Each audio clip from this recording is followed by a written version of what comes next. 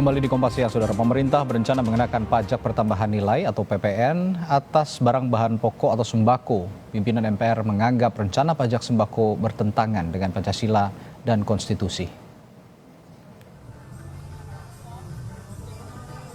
Ada 3 opsi tarif untuk pengenaan PPN barang kebutuhan pokok.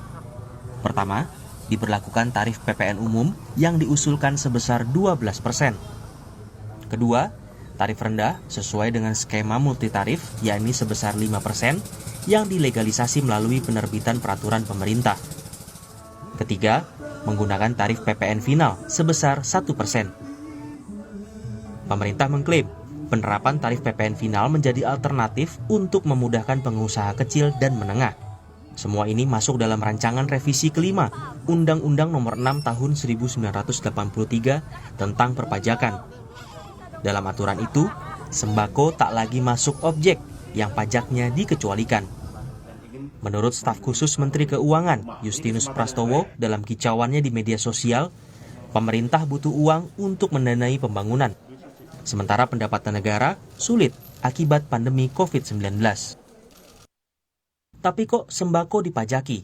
Pemerintah kalap butuh duit ya? Kembali ke awal, nggak ada yang tak butuh uang, apalagi akibat hantaman pandemi. Tapi dipastikan pemerintah tak akan membabi buta. Konyol kalau pemulihan ekonomi yang diperjuangkan mati-matian justru dibunuh sendiri. Mustahil. Kata Justinus mengutarakan alasan pemerintah di akun Twitternya. Bicara pajak pendapatan, saat ini batasan omset pengusaha kena pajak sebesar 4,8 miliar per tahun. Namun soal sembako dipajaki, menurut ekonom bakal menempatkan daya beli masyarakat Indonesia dalam pertaruhan.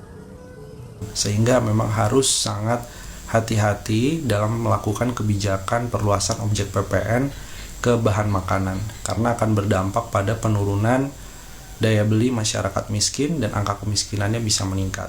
Kemudian pengawasan PPN bagi bahan makanan ini menjadi lebih sulit daripada produk retail, karena rantai pasok bahan makanan yang relatif panjang. Misalnya Wakil Ketua MPR Arsul Sani menilai rencana Kementerian Keuangan mengenakan pajak pada bahan pokok konsumsi masyarakat melanggar sila kelima Pancasila.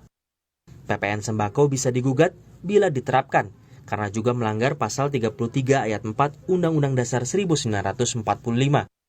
Konstitusionalitas kebijakan tersebut terbuka untuk dipersoalkan jika nantinya benar-benar masuk dalam UU KUP, Ketentuan Umum Perpajakan.